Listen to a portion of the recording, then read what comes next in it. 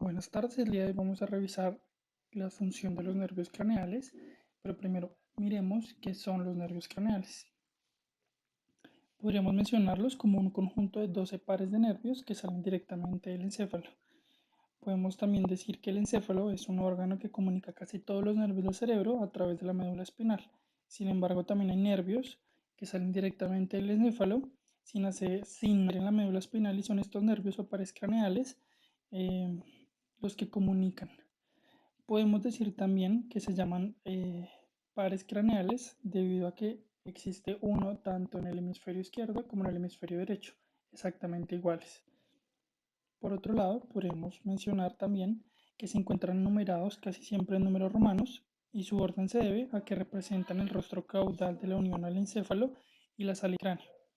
Por otro lado, también podemos mencionar que pasan a través de agujeros en la base del cráneo. Y los nervios craneales por su función. Encontramos nervios sensoriales que inervan órganos de los sentidos ubicados en la cabeza, como el nervio olfatorio, el óptico y el vestíbulo coclear.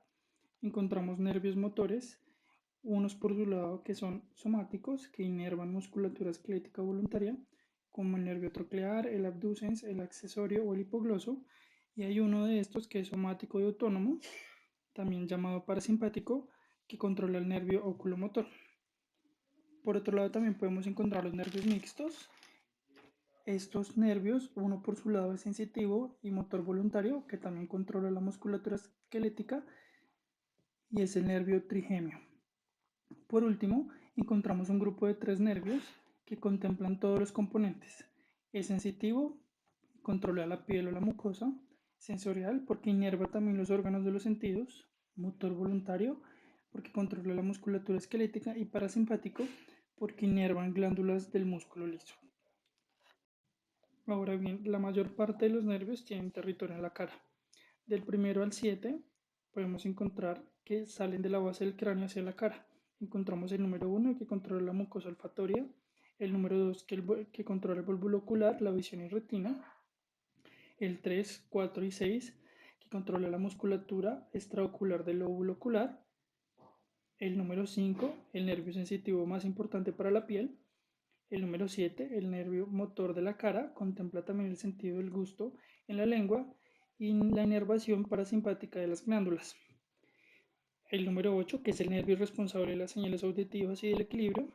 El nervio glisofaringio e hipogloso, el 9 y 12, que tienen territorio importante en la cabeza y cuello. El glosofaringio, por su lado, porque inerva sensorialmente y sensitivamente la parte posterior de la lengua y de la mucosa del oído medio. Y el hipogloso, porque es un nervio motor de la lengua que inerva la mayor parte de la musculatura voluntaria de este. Por su lado, también encontramos el nervio vago, el número 10. Este es un nervio mixto que va desde la cabeza hasta el cuello, el tórax y también el abdomen. Y por otro lado, encontramos el nervio accesorio, el número 11, que es un nervio motor que está dividido entre craneal y espinoso.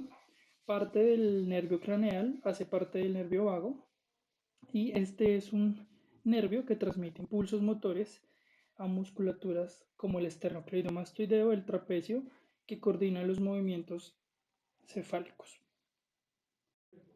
Ahora bien, vamos a hacer una revisión del caso que se ve afectado el tercer par craneal. Estas afectaciones pueden afectar los movimientos oculares o la respuesta de las pupilas a la luz. La parálisis o afectación del nervio craneal pueden suceder por la presión sobre el nervio o la irrigación sanguínea inadecuada del nervio. Las personas afectadas pueden sufrir visión doble al mirar en ciertas direcciones, el párpado se cae y la pupila puede estar dilatada. Las afectaciones pueden ser parciales o completas.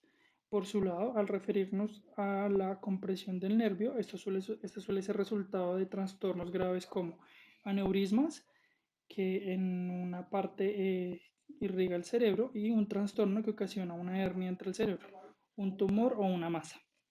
También podemos referirnos al flujo sanguíneo inadecuado, y esto sucede ser común y menos graves, pero con consecuencias como la diabetes o la presión arterial. El día de hoy vamos a revisar el caso de un paciente de 51 años masculino laboralmente activo que como antecedentes podemos mencionar que tiene diabetes mellitus tipo 2, es insulino dependiente y tiene hipertensión arterial.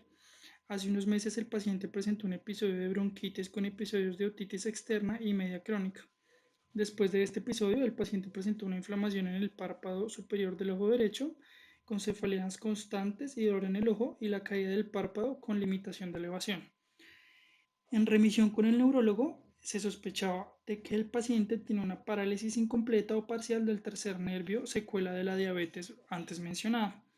Al momento de la revisión, el paciente presentaba caída del párpado del ojo derecho, un dolor supraorbitatorio, no podía elevar el ojo, presentaba un abultamiento de una masa pequeña que es palpable en el ángulo interno de la vista y que pareciera ser una masa blanda.